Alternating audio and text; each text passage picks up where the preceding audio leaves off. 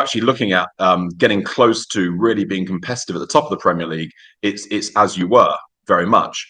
However, what has become the case, and there's no doubt about this, is that when members of the Big Six fall below their natural place in life, let their standards slip, and we'll come on to how that happens in a moment.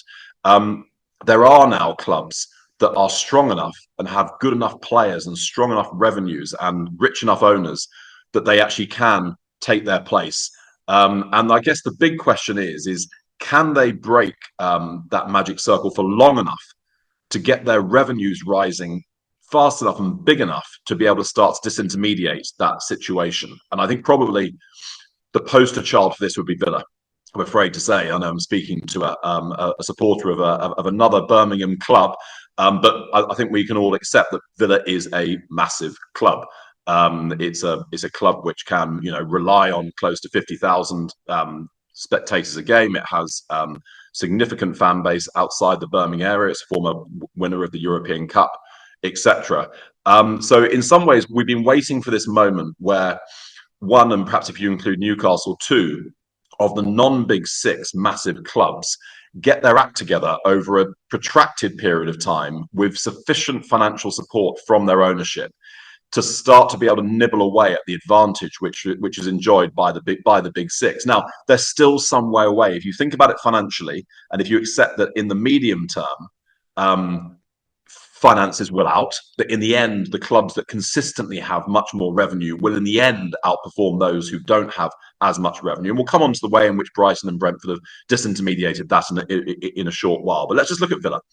So Villa's revenues have been steadily, and in fact quite quickly, rising over the last few years, and are now reaching, they're getting towards that 250, and probably now with their, run in the Champions League this year, it's probably going to rise to more like 300 million. And the benchmark for the Big Six has been sort of 450, 500 million, with the rest of the Premier League being more like at about sort of 200 million. So Villa are starting to get towards that sort of space where the Big Six potentially starts to look more like the Big Seven. They're not there, but if they were able to sustain their presence in the Champions League for another 2 to 3 years, if that was to enable them to strike bigger and bigger commercial deals, because that very often comes with exposure to the Champions League. Major international brands want to associate themselves with clubs that are in the Champions League because that's what gives you an even bigger international profile.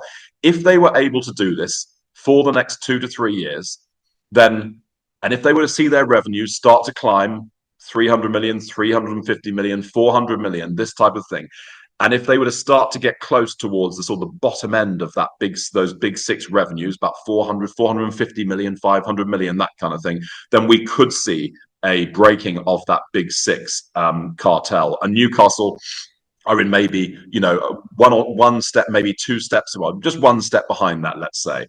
But it is possible. It is possible if you look, particularly now that we know that this season there are going to be 5 spaces in the Champions League for English clubs.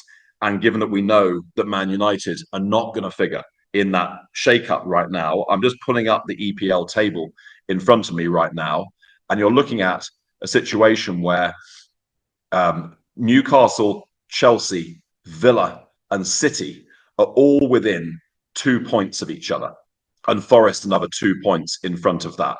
So this is important stuff, because let's remind ourselves that getting into the Champions League is going to mean that your revenues, even if you don't necessarily do all that well within the Champions League, your revenues are going to go up by £50 million.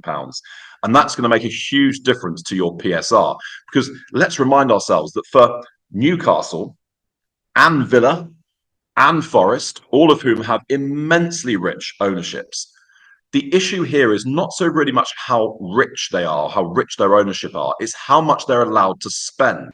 Yes, so what you're seeing with Villa and Newcastle is they're trying to wrestle their way into and up to sort of the Big Six, treading the tightrope of these cost control mechanisms and having to do various of these strange things to try and get themselves in there.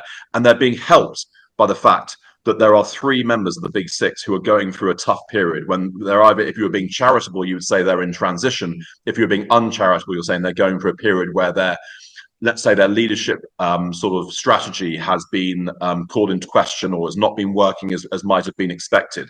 And that has provided this little moment in time for Villa and Newcastle to get their revenues moving sufficiently fast upwards that they can start to compete.